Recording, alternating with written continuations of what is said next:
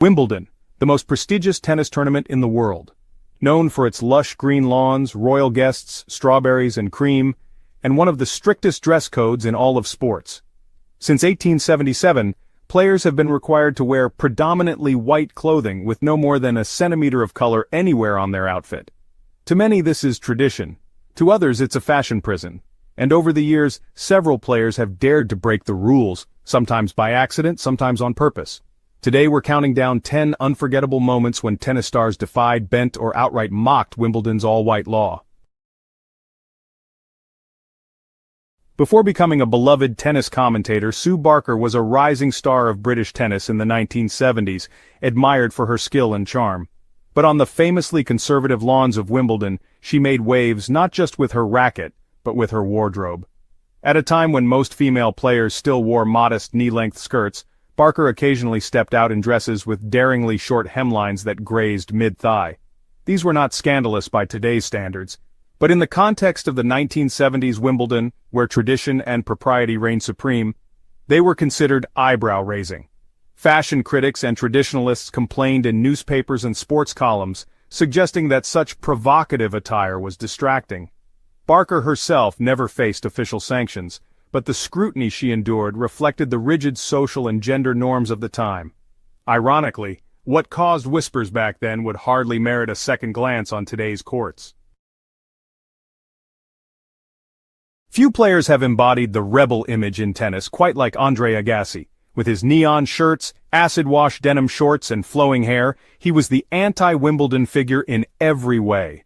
In 1987, Agassi made his Wimbledon debut, but crashed out in the first round against Henri Leconte. What really stuck with him, however, was not the loss. It was the suffocating all-white dress code. To Agassi, the requirement felt less like tradition, and more like a straitjacket for self-expression. Determined to play the game on his own terms, he boycotted Wimbledon for the next 3 years, focusing on tournaments where he could wear his trademark colorful attire. His absence became a talking point in the tennis world, with some praising his stand for individuality, and others accusing him of disrespecting the sport's most prestigious event. In 1991, he finally returned, grudgingly dressed in regulation white, and by 1992 he lifted the trophy, a rebel crowned by the establishment he once rejected. Anna Kernikova was more than just a tennis player. She was a global fashion icon whose every outfit, on and off the court, drew attention. At Wimbledon 2002, even her practice session turned into a mini-scandal. Instead of sticking to the tournament's predominantly white requirement, which extends even to warm-ups, Kernikova appeared in sleek black shorts. It was a seemingly small choice, but in the Wimbledon universe it was enough to set off murmurs among officials and reporters. Though she didn't wear them in an actual match, the image of her confidently practicing in black, ponytail bouncing, unbothered by the sidelong glances, became a subtle act of defiance. The officials chose not to penalize her, but the incident served as yet another example that at Wimbledon, even a warm-up can become a battleground for the dress code. When French-Russian player Tatiana Golovven walked onto center court in 2007, no one expected a fashion storm. But as she moved, spectators were greeted with flashes of bright red undershorts beneath her skirt, an unmistakable, rule-breaking splash of color. Wimbledon's dress code allows only minimal trims of color, and Golovven's bold choice was anything but minimal. It wasn't an accident. She later admitted she wanted to bring a little color to the grass. Fans were split. Some applauded her boldness, others saw it as disrespect to a sacred tradition. The officials, while not ejecting her from the tournament, made it clear such an outfit would not be tolerated again. The episode became one of the most memorable in modern Wimbledon fashion history, proving that sometimes rebellion can be as small as a pair of shorts. Maria Sharapova's Wimbledon outfits were always the stuff of Fashion Watch headlines, but in 2008 she truly blurred the line between sportswear and runway couture. Arriving in a crisp white tuxedo-inspired dress complete with sheer detailing, she looked more ready for a high-society garden party than a grueling tennis match.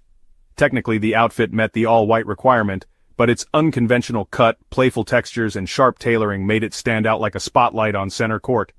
Fashion critics raved about her creativity, while purists grumbled that the outfit was too glamorous for the grass. Sharapova remained unfazed, carrying herself with the same poise she had on court, subtly proving that style and tradition could coexist, though perhaps only if you're playing as well as she did. Serena Williams has always been unapologetically herself, and that extended to her Wimbledon wardrobe. In 2010, and again in 2012, she was spotted wearing undershorts in bright, unapologetic pink, a vivid contrast to the all-white uniform. They weren't always visible, but during fast movement, lunges, and skirt adjustments, the flashes of color drew immediate attention. For most players, such a detail might go unnoticed. But Serena's global profile meant the images made headlines. Officials reportedly issued her quiet warnings, though no fines were imposed. The debates in the press revealed a double standard. Was it really about the rules, or about who was wearing them? In the end, Serena continued to play, and win, in her own unmistakable style. When Roger Federer, the epitome of grace and tradition at Wimbledon, broke the dress code, it made global news. In 2013 he took to the court in gleaming white Nike shoes with one rebellious detail, bright pink soles. It was a tiny touch of color, invisible unless he moved, but to Wimbledon's guardians of tradition, it was a glaring infraction. After his first-round match, Federer was told in no uncertain terms to ditch the shoes. The incident was almost comical. The most elegant man in tennis brought to heel over the bottoms of his footwear. Yet it served as a reminder that the rules apply to everyone, even the seven-time champion who had become synonymous with the tournament itself. Venus Williams, one of the most respected players in the game, found herself in a wardrobe controversy in 2017. Mid-match, officials noticed that the straps of her bra, peeking out from under her white top, were a distinct shade of pink. This, according to Wimbledon, was unacceptable. She was instructed to change immediately, leading to a rare mid-match wardrobe switch. While Venus complied without public complaint, the incident sparked debate about whether such strict policing of undergarments was appropriate in modern sport. For Wimbledon, however, the message was clear. If it's visible, it must be white. No exceptions, not even for legends.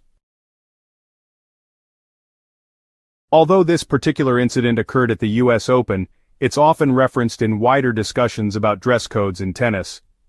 During a break in her match, French player Alizé Cornet realized she had put her shirt on backwards. Without leaving the court, she quickly removed it, revealing a sports bra for just a couple of seconds before putting it back on correctly. For male players, such a moment would barely register, but Cornet was immediately hit with a code violation for unsportsmanlike conduct. The reaction was swift and international. Players, commentators, and fans accused tennis authorities of enforcing sexist double standards. While Wimbledon did not penalize her further, the uproar sparked an overdue conversation about gender equality in tennis attire regulations. In one of the most talked-about moments of recent years, Latvian player Gelena Ostapenko responded to an umpire's query about her attire in dramatic fashion, by lifting her skirt mid-match to reveal her undershorts and prove they were regulation white. The gesture, whether meant as playful defiance or simply practicality, drew laughter from the crowd and quickly went viral online. Some saw it as an act of cheeky humor, others as a subtle jab at the strictness of Wimbledon's dress code. In any case, it underscored how seriously the tournament monitors even the smallest details, and how easily the rules can become a stage for theater. These 10 incidents didn't just create headlines, they sparked conversations about gender, individuality, and how much tradition is too much. In the end, Wimbledon remains white. But it's no longer pure silence. The players have spoken, sometimes with their rackets, and sometimes with their outfits. If you found these fashion flashpoints fascinating, don't forget to like, comment, and subscribe. Which outfit do you think was the boldest? Tell us below, and keep watching for more stories beyond the baseline. See you in the next video.